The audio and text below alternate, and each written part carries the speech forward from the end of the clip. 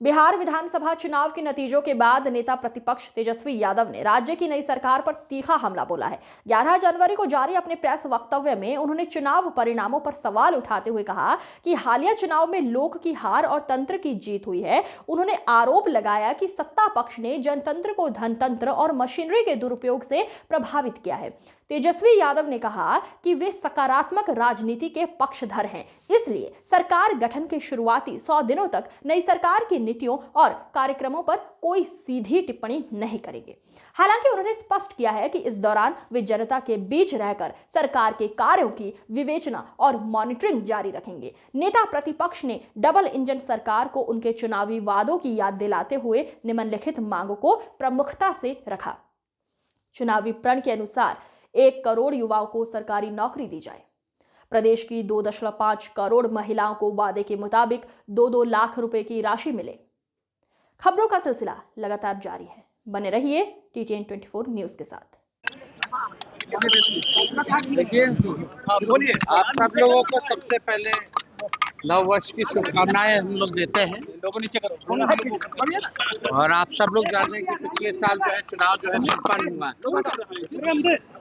और पिछले चुनाव में इस लोकतंत्र में लोक हारा है और तंत्र जीती है। आप कह सकते हैं कि लोक की हार हुई है और तंत्र की चुनाव में जीत हुई। जनतंत्र को इन लोगों ने धनतंत्र और मशीन तंत्र बना दिया। हम लोग सब लोग जानते हैं कि क्या षड्यंत्र रचा गया,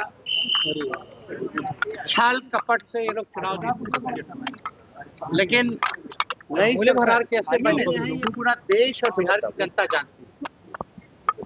लेकिन फिर भी हम लोग जो मौजूदा जो सरकार है, क्योंकि हम लोग सकारात्मक राजनीति करते हैं, तो 100 दिन तक इस सरकार के निर्णय और नीति पे हम कुछ नहीं बोलेंगे और देखते हैं कि 100 दिन बाद कब हमारी माताओं बहनों को 2-2 लाख रुपया मिलता है,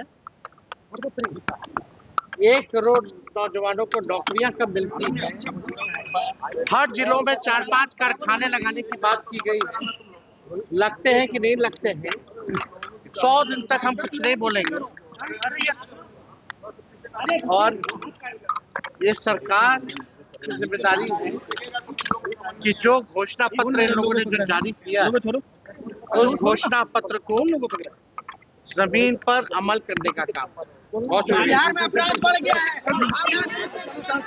बोले 100 दिन तक हम नहीं कुछ बोलेंगे।